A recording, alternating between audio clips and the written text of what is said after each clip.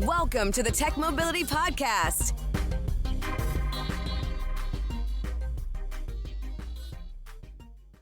I'm Ken Chester.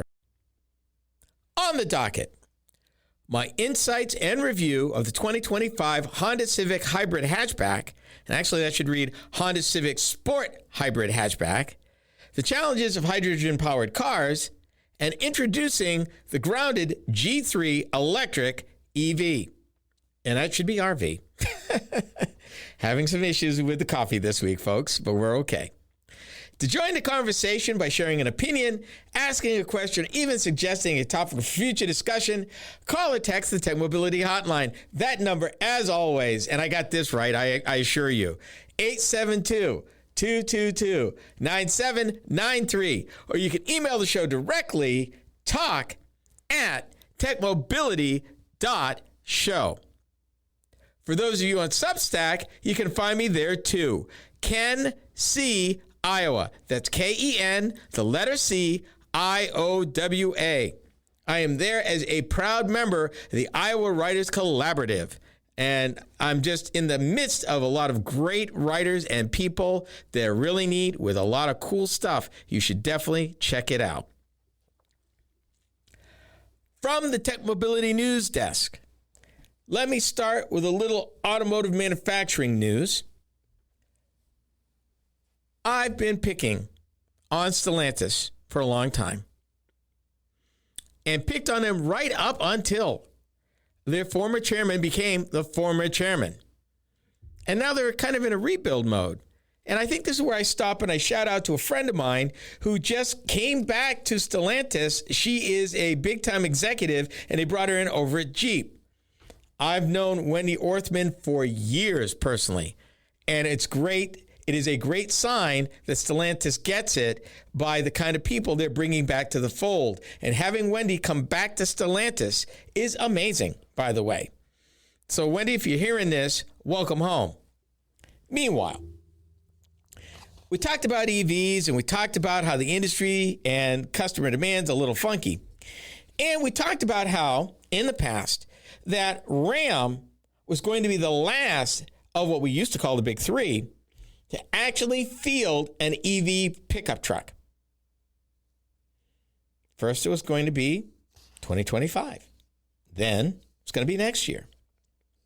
And now, production of the all-electric Ram 1500, which was first unveiled 2 years ago, is going to be delayed again until the summer of 2027 and will be a 2028 model year truck. It marks the second delay for the pickup, which initially had been slated to launch in 2024 before being pushed to 2026. Here's the thing. Stellantis got fortunate in that by being last, they may actually save hundreds of millions of dollars by being able to defer this. Now, automakers change production plans all the time. Ford's modified some plans about what they were going to build. Nissan has actually axed a couple of vehicles they were planning to build that were EVs. But more often than not, right now, particularly Ford and GM, they're up into their eyeballs in capital expenditures. Ford converted an entire plant to build the EV their F-150 Lightning. They built a Ford Mustang Mach-E, which I just had one last week. It was a lot of fun. But it's not selling at the volumes they had projected when they made the business case to build those plants. And auto assembly plants, you don't build for $1 million or $2 million. You're looking at hundreds of millions and even a few billion. And that really puts a hit on your profitability and your profit line if you're not building according to the numbers that you anticipated. And right now, the Ford Lightning ain't selling the way they anticipated. The Chevy Silverado EV, GMC Sierra EV, which, by the way, another amazing vehicle that I will be doing a review on in the weeks to come. And you're going to want to stick around for that. Yeah, it was $100,000, but oh my God. Put a pin in that. We'll come back to it. But again, these vehicles are not selling at the level that when the business case was made 2 to 3 years ago, that, they budgeted for. It's just not happening. As a result, Stellantis, looking at the lay of the land, is able to stall some of that and not be that much money. They haven't converted a plant yet. That right there will save them almost $1 billion. They haven't ramped up and did all that stuff and got inventory out there that now they have to heavily discount to get dealers to sell it. They're not going to fall into that trap. And in the end, that helps everybody. Not to mention that, yes, by waiting, they were able to see what everybody else was doing and do better. Now they're going to even be able to do still better, because when theirs comes out, it's their first venture, which will be better than the other automakers who started coming out, like Ford did in 21, Chevy did in 23, and they're kind of locked in to their first generation for 5 or 6 years. Ram comes out totally fresh towards the end of the decade. So it's not a bad thing. So again, they're starting to make the kind of tough decisions that they need to make. And this Automotive News article continues. The automaker's slower and more flexible approach to EV manufacturing reduces exposure as compared to competitors Ford Motor and General Motors, like I just said, which both dedicated entire factories solely to electric pickups with high volume expectations that haven't panned out. Bear in mind, those pickups that they're building in Factory Zero in what used to be called Hamtramck, a part of Detroit, are carrying very high five-figure numbers to build. I mean, the Chevy Silverado EV had a sticker price of almost $80,000. The Ford Lightning, the Ford F-150 Lightning, same thing. They were high. The GMC Hummer EV, when it came out, was $116,000. The Cadillac Escalade IQ, and I just drove one of those about 2 months ago. Amazing vehicle, but it starts at $140,000, and the one I drove was $167,000. It was like being in a business class of an airliner, but yeah, $167,000. No, they are not selling these things in the tens of thousands. And because you've got all that fixed overhead sitting there, the employees, the suppliers, all of that, that's hard out of pocket. Particularly if you're a supplier, a mid-range supplier that committed to the program, made the investment at a certain volume level, and based your profit and your expenses and your staffing and all that at the level GM told you for this program that you bid and won. And now you're coming in at less than a quarter of those sales. By contract, there's some make goods GM has to do out of pocket. The suppliers don't swallow it all. They're going to swallow some of it, but not all of it. And that messes with your bottom line. And Stellantis, to their credit, to their wisdom, held off. They held off. And in fact, funny thing, they're actually rushing some V8 engines back into production because of the changing mix that they weren't going to build. Now they're going to build them. So we'll see what happens with that. But I'm anxious to see how that happens. But stay tuned. 2027, we got 2 years. On another subject, let me talk about railroads for a minute and hybrid locomotives for a minute. We've talked about Norfolk Southern. We've talked about CSX. We've talked about Burlington Northern, Santa Fe. Now we're going to talk about Union Pacific. And this is from Progressive Railroading magazine. And they're talking about their collaboration with a company called ZTR. And they'll shortly be testing the first of their 6 hybrid switch locomotives in a working rail yard. Basically, they're getting ready the diesel engine of the, of the traditional hybrid, actually. Most people don't realize that your actual diesel locomotive is actually diesel electric. The diesel engine in these locomotives don't turn the wheels. They turn a generator, which turns an electric motor that turns the wheels. The hybrids they're going to now gets rid of that engine, gets rid of the carbon polluting diesel motor, going to batteries instead, going to something different, going to natural gas. They will be evaluating these for performance and cost. These hybrid locomotives can operate either on a traditional diesel engine or stored battery power, with the battery recharging during engine operation. pretty cool. Next is my review of the Honda Civic Hybrid Hatchback. You are listening to the Tech Mobility Show.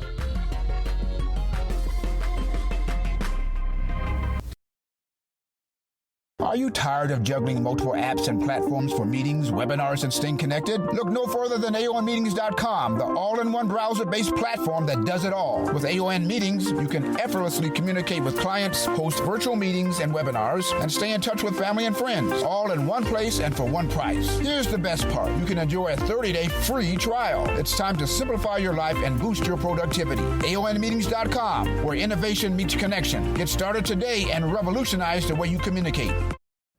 Social media is the main place to be these days, and we are no exception. I'm Ken Chester, the Tech Mobility Show.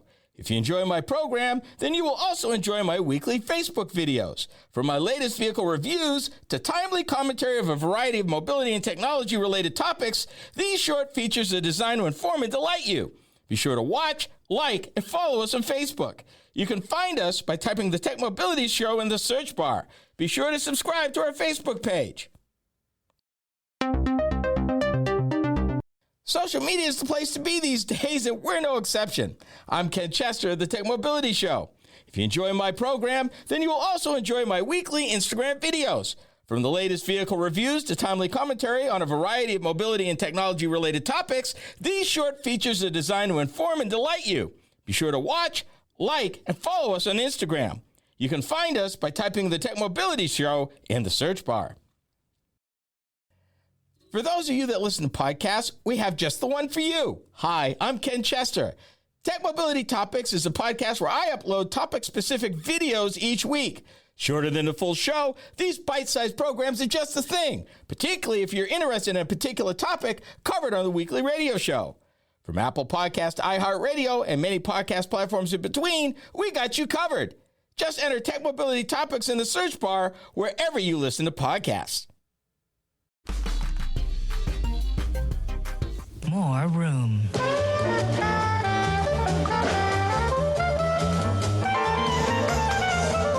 More power.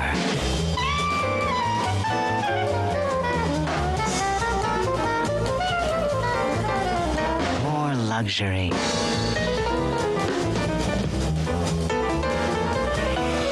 More Civic. For less than you think. Ask your Honda dealer about the full line of new Civics. He'll tell you more. Bear in mind that when that ad played, the Honda Civic had been in production 23 years. Had been in production by that time 23 years. It actually came out in 1972. That is an ad from 1995. Talking about more. And that year, 95, they brought out the next generation Civic. So it was brand new for that year. And it's considered to be one of the most iconic vehicles in automotive history. And one of Honda's best sellers, with over 28 million sold through 2024. The Civic Hybrid was first introduced in Japan in December 2001, with its U.S. debut in the spring of 2002 as a 2003 model. It used the automaker's integrated motor assist system that had originally been developed for the smaller Insight. The second generation of the Civic Hybrid moved to a new platform in 2006. And it also gained the ability for low-speed EV-only operation at that time. In 2013, production of the Civic Hybrid moved from Japan to a Honda manufacturing facility in Greensburg, Indiana, where it's built today. The 11th generation of the current generation of the Honda Civic was revealed in June 2021. Refreshed for the 2025 model year, the Civic hatchback is available in three trim levels: Sport, Sport Hybrid, and Sport Touring Hybrid. My impressions for the purpose of this review are about the Civic Sport Hybrid model. The Sport Hybrid features the powerful and efficient Honda 2-motor hybrid electric system. The combination of a 2-liter 4-cylinder gasoline engine and an electric motor delivering a combined 200 horsepower and 232 foot-pounds of torque. Linear shift control elevates the driving experience by mimicking the vehicle's speed-linked rev feel typically associated with a conventional drivetrain shifting gears under acceleration. EPA fuel economy numbers are 50 city, 45 highway. Cargo capacity is an impressive 24.5 cubic feet. To further amplify the legendary fun-to-drive spirit and class-leading ride comfort of the Civic, the ride and handling of all Civic hybrid models have been optimized with unique spring and damper tuning, and especially developed tire. Hybrid trims also enjoy the lowest noise, vibration, and harshness levels in the Civic lineup, with a robust noise reduction package that includes active noise control. So, here's what I liked about the Civic. And let me start with a question first. Is there a market for a 5-door hybrid hatchback? Here's my answer after spending a little time behind the wheel. Yes, if it's a 2025 Honda Civic. There's a reason why this model lineup has remained in the Honda stable for over 50 years. When underway, the hybrid is smooth, solid, responsive, and comfortable. The current hybrid rides on a modern platform with 3 drive modes: economy, normal, and sport, as well as steering wheel mounted paddle shifters for additional vehicle control. A large cargo area with a split fold-down rear seat means that you can optimize the interior to carry passengers and or cargo as the need arises. A rear windshield wiper adds to the driver's 360 degrees of visibility. And here's what I didn't like about the Civic, and it's not a long list. It really is not. One of my personal pet peeves, and you know this, and you know what I'm going to say. Lack of a spare tire. There's no spare tire in this thing. And I don't know if those tires that are on it are run flats or not. No satellite radio, but you have Bluetooth, and thank God for that. And the other one's kind of a like to have. It would have been nice in a vehicle that's kind of geared toward performance to have a head-up display. And speaking of the displays, I found them to be on the smaller side, not as easy to read and use as a result. And again, another like to have, again, because, you know, you guys are portraying this as not a performance car, but a sporty car. I would have liked to have some fog lights. It would have been nice to have fog lights. Where am I going? Where's the bottom line? Let me say this. I'm impressed that Honda not only continues to build a Civic in a hatch, but what I neglected to tell you is that it is the first time that the Civic hatchback is a hybrid. That combination is a first this year. Honda continues to make the investment to make the Civic not only relevant and practical, but better. The car keeps getting better and better. And that's amazing considering that we're in an environment now where pickup trucks, SUVs, crossovers is where the money is. But Honda still has a commitment, and not just a commitment, but a commitment to make it better, to do more. Fun to drive, inexpensive to run, and plenty of room for most folks to haul their stuff. You might find that the Honda Civic hatchback hybrid, whether it's a sport or sport touring, might be the vehicle that you've been looking for all the time, particularly if you're not down with station wagons, you're not down with trucks, SUVs of any size. There's still room for you, and there's still a vehicle for you that you can afford. You're not going to spend $40,000, $50,000, $60,000 for this, unlike some of the European choices that are out there. So you might give this consideration. American-made, Honda solid. The Honda Civic Sport Hatchback Hybrid. The manufacturer suggested retail price for the 2025 Honda Civic Sport Hybrid Hatchback starts from $29,950. The Civic Sport Touring Hybrid has a sticker price that starts from $32,950. Destination charges add $1,095. And here's the final note. Although I didn't get a chance to drive one, you can still also purchase a regular gasoline version of the Civic hatchback. And its base MSRP is $27,450, just in case you wanted to know. And I didn't get a chance to spend a whole week like I normally do. I got a chance at the Mama event up in Elkhart Lake, Wisconsin, to drive it, experience it. The minute I saw it, I wanted to drive it because there are fewer and fewer and fewer passenger cars available. to even be exposed to. And it was well worth the wait. I think it's genius that you can have some fun, get fuel economy. I mean, 45 and 50 miles to the gallon. Meaning this thing just sips gasoline. And that is the attraction of hybrids right now. That is why the industry turned away from pure EVs towards hybrids. I can get high fuel economy, get the benefits and the power benefits of a hybrid, of an EV, but yet I don't have range anxiety. I don't have a problem because wherever I get gasoline, I'm good. And this is not a plug-in hybrid. So I don't even have to worry about ever plugging it in, as opposed to, those that are. So it's just solid all the way around. And I'm glad I had the chance. I just wish the thing had a spare tire. That part just irks me just a little bit. But, fun is fun, and you do what you got to do. You should check this one out while Honda's still making them. Automakers are still chasing the dream of hydrogen-powered cars, but there are challenges. This is the Tech Mobility Show.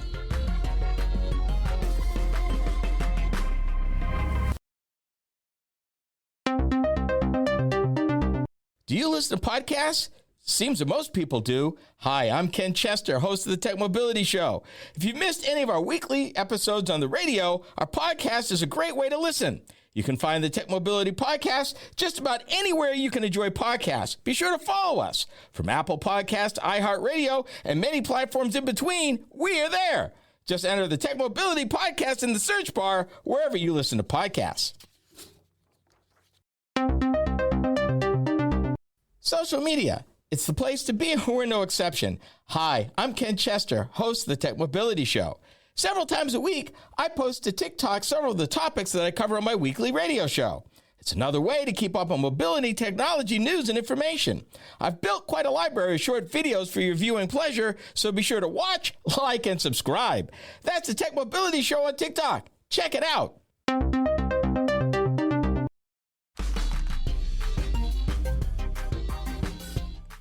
Okay, so what's the deal with hydrogen?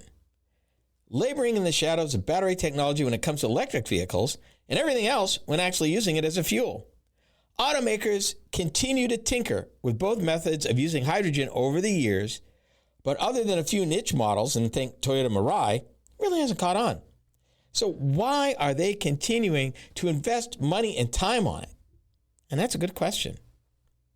This is topic B. Hydrogen seems to be in that gray area. There's an opportunity to do it, and the reason why they're looking at it, number one, takes less time to refill.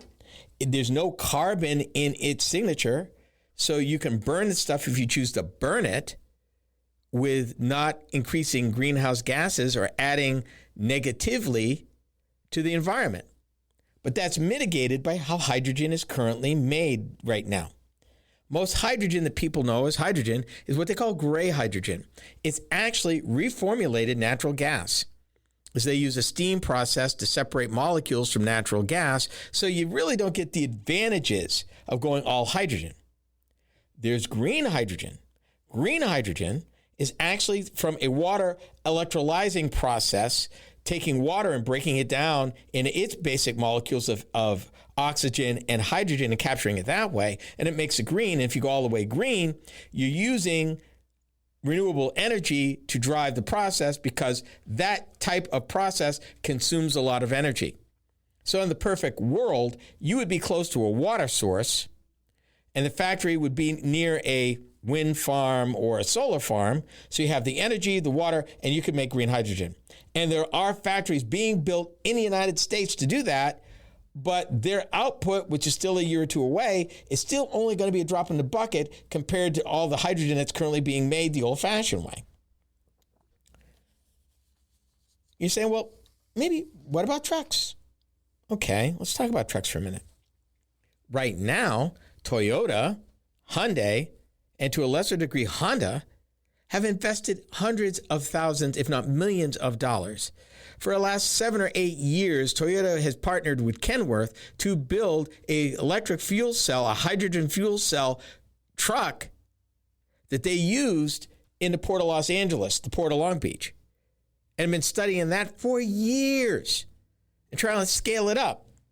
Kenworth says, we got the ability to build it, but we can't find anybody who wants to buy it. He said, we need buyers, we need a competitive cost, and one of the big problems that they've got is infrastructure. People are not building, companies are not building out an infrastructure of hydrogen refueling. If anything, it's that chicken and the egg thing. If they build it, they will come. Well, okay, do you mean if I build the hydrogen cars, they'll build the refueling stations? Or if I build the refueling stations, they'll build the cars? Truck maker, alternative power truck maker Nikola was in the process of building a network till they went broke. Ironically, Lucid Motors bought most of their assets. But as far as that dream is concerned, it's double dog dead. There was money in recent legislation that was passed a few years back for building out a hydrogen network. But right now, most clean air initiatives are being rolled back or outright canceled. So there's some question of whether or not that's going to happen. But the automakers continue to tinker. I think they just can't help it. But they do. But most of what they're talking about now, even though they've shown, in fact, Porsche even developed an engine that burned hydrogen, an internal combustion engine that burned hydrogen. Why would they do that? Again, remember, no carbon, no greenhouse gas issues, no pollution, with very little modification, refueling issues. Refueling's the big deal. Refueling is the big bugaboo. And it's becoming less of an attraction with the increased efficiency of battery electric battery packs. Longer range, more stations, quicker charging times. It's making hydrogen less and less of an issue and more of a niche product. Trucking's got something they call the messy middle. And what that is they're trying to get to zero emissions. And right now, they are full emissions with diesel engines, gasoline engines. That's where they are. And they're looking at a host of technologies in order to get there. And literally, it is fleet specific. And the more successful technologies that they're really looking for, they're looking for hardware that is fuel agnostic. And what that means is I can burn anything in there. Hydrogen, diesel, gasoline, vegetable oil, it don't matter. Biodiesel. For some trucking firms, that may be the answer. For small to medium, like regional truckers, battery electrics may be the answer. But if you are a long-haul trucking company, battery electrics don't cut it. They just don't. I mean, they're too heavy, take too long to charge. That doesn't work. So Toyota, Hyundai, and Honda have been building and designing fuel cells that are big rig size, Class 8 big rig size. Why? Refueling's a breeze. They emit no pollution, can go for miles, and it gets you there. But lack of refueling stations, which could be mitigated, though, for trucks, because in the case of the Toyota test, because they were in the Port of Long Beach, the Port of LA, they could build, and I believe they did, build a refueling station there because the trucks that went out came back there every night. So it's possible. If a trucking company wanted to build refueling stations at their terminals across the country, that could be nipped in the bud. Or a group of truckers get together and say, you know what? We're going to create a company just like the automakers did for electric charging. And we're going to build out a hydrogen network along major interstates for our trucks. And manufacturers might even get in the game. And that may, in the end, be how it gets done. But right now, for cars, it ain't happening. It's not happening. Let me give you some perspective. Hyundai, who has a fuel cell vehicle called Nexos, they sold last year, total, 94. Not 9,400, not 94,000, not 940, 94. Toyota's Mirai, that's been out for years, how many did they sell last year in the United States of America? 499.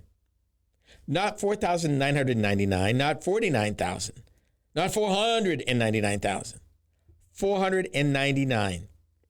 That is barely one. Both of those are barely one shift. And 94 Neros, that's an hour and a half of production in any standard automobile assembly plant. 499 might be one shift. Might be one shift, 8-hour shift in a plant. That's all they sold. I don't think it's dead, but I think it's going to probably take the trucking industry to come together and make a commitment that hydrogen is a reasonable alternative for the larger trucking companies, and we need to build at least some backbone of a network. We'll see what happens. I think that's the only way it's going to happen in this environment. But it makes sense for truckers because they definitely need a solution, and it always gets down to money. Can they make this work? If they build a network, I believe that the cost of these trucks will come down and more truckers will sign up. Because for long-haul trucking, battery electrics make no sense. They weigh too much. While the electric RV industry is still young, a maker of smart modular electric vans is making a play. We are the Tech Mobility Show.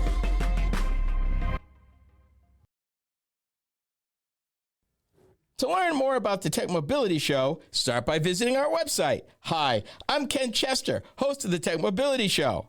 The website is a treasure trove of information about me and the show, as well as where to find it on the radio across the country.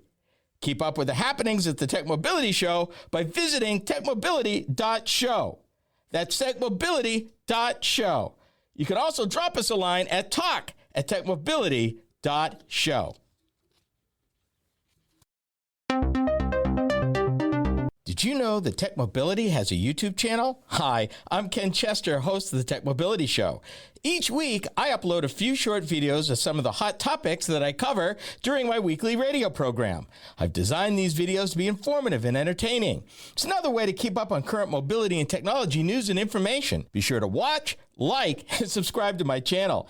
That's the Tech Mobility Show on YouTube. Check it out. Are you tired of juggling multiple apps and platforms for meetings, webinars, and staying connected? Look no further than aonmeetings.com, the all-in-one browser-based platform that does it all. With AON Meetings, you can effortlessly communicate with clients, host virtual meetings and webinars, and stay in touch with family and friends, all in one place and for one price. Here's the best part. You can enjoy a 30-day free trial. It's time to simplify your life and boost your productivity. aonmeetings.com, where innovation meets connection. Get started today and revolutionize the way you communicate. Social media is the place to be these days, and we're no exception. I'm Ken Chester of the Tech Mobility Show. If you enjoy my program, then you will also enjoy my weekly Instagram videos. From the latest vehicle reviews to timely commentary on a variety of mobility and technology-related topics, these short features are designed to inform and delight you. Be sure to watch, like, and follow us on Instagram. You can find us by typing the Tech Mobility Show in the search bar.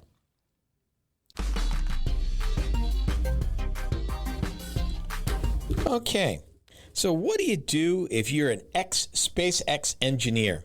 What do you do? In this case, you found an electric RV company. But before we get into that, and it's pretty cool what they're doing, but before we get into that, we talk about them specifically, let me give you a little background here.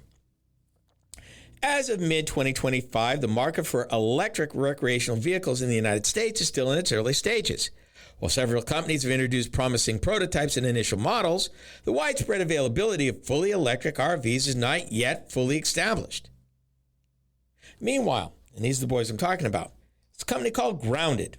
They're a maker of smart modular electric vans, and they have unveiled something called G3, its most advanced all-electric RV yet.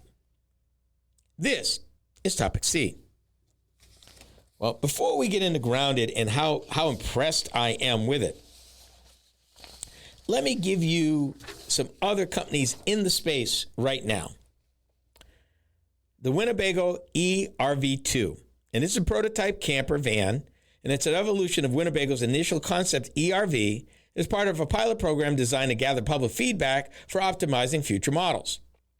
It's based on the Ford E-Transit platform and only boasts a 108-mile range. Remember that number, 108 miles.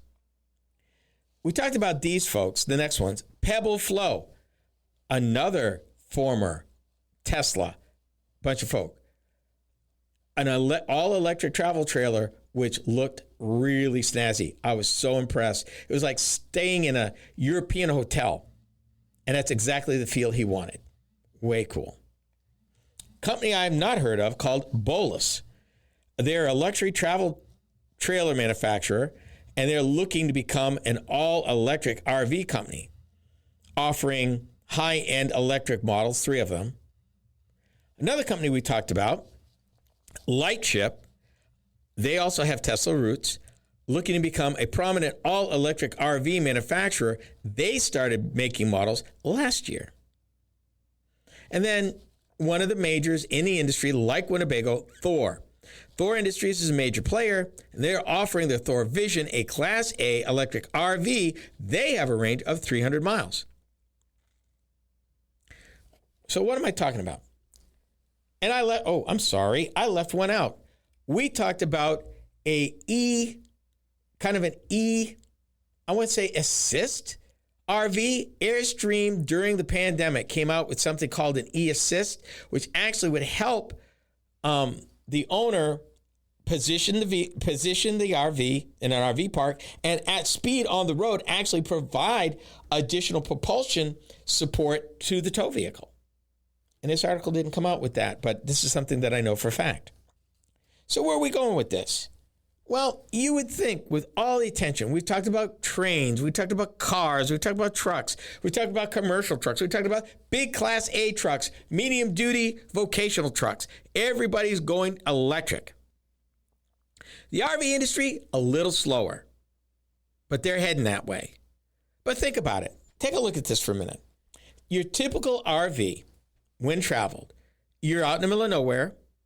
If you're lucky, you're pulling into a campsite with a hookup. But the question is, the hookup's just for ancillary stuff. Does it have the ability or the electrical infrastructure to recharge your EV? Your EV, your electric RV, does it have the ability to do that? Because that's a lot of juice and that's a lot of infrastructure. And with the typical RV park, if you're looking at a small one and maybe 20, 30 RVs, and you say maybe a quarter of those are electric, that's a little crazy. So let's talk about Grounded. First of all, their G3 is based on Chevy's Bright Drop Zevo 400 and 600 chassis, and it looks cool. But then again, I always thought that Bright Drop and their chassis configuration just begged to be upfitted. It just begged to be converted into something. And I was hoping somebody would do this. Grounded is doing this. And by the way, their version has a range of 246 miles, which means if Winnebago's ever going to come out with something, they're going to have to do way better than 108 miles. That's not even worth doing. That ain't even weekend travel. You know, I couldn't even go from here to Iowa City, which is 100 miles in that thing. That's not going to work. The Grounded G3 comes in 3 trims. And brace yourself. Okay, they're not cheap. Their base EV, and I use the word loosely because it's pretty well equipped, starts at $165,000. And it's a sleek minimalist build with a queen bed and essential furnishings. And it's called the Form. If you go up to the G3 Function, it's $180,000, adds expanded kitchen, lounge, and power for extended trips. If you go all the way in on this thing, the G3 Freedom, which is $200,000, fully loaded with maximum battery, Starlink, lift bed, bathroom, and bespoke finishes. I can't see that if you're going to buy this thing that you would buy anything less than the Freedom, unless you were really just a weekend warrior within maybe 150 miles of your house. Then you might spring for the Function. The Form, to me, would be more of a office on wheels, maybe, you know, where you're traveling place to place, and it makes more sense. The only thing they would be missing now is making it autonomous. And we talked about that maybe 5 or 6 years ago. The rise of something like an autonomous hotel that would drive you to your destination. Kind of like a train, only on public roads. It was a way cool concept. Now, Bright Drop is looking at a way to give upfitters all kinds of options. Grounded wants to do that. But here's some things that they've added, which is and genius things. Number one, unlike a lot of EVs, this thing would be 4-season ready because, honest to God, if you're out there camping in the winter, real cold will kill your batteries. They've got self-heating batteries that power onboard systems down to 0 Fahrenheit, while improved insulation and a redesigned swing-out rear door boosts thermal efficiency. Modular build, they call it aluminum framing. 100% of recycled interior panels and a motorized lift bed that expands to a California king size. That's big. Layouts customized in real time using a 3D configurator tool. Here's something else you didn't think about because they said these things are designed to go off the grid and off the road. 1,000-watt rooftop solar, up to 20 kilowatt-hour house battery, and 1,400-watt vehicle-to-house power export system. This thing is my hero. It is way cool. Yes, it comes in all-wheel drive. Talk to me. 11,000-pound GVWR, GM safety suite, fast charging, which you either do regular chargers or the Tesla superchargers. You can do either or. If you're thinking about an electric RV, I think the grounded is the one you want, really, because it's got so much going on. And I would expect these guys to increase range and just make it better and better and better. And by the way, they use no wood. Everything they do on the interior surfaces, recycled, all of it.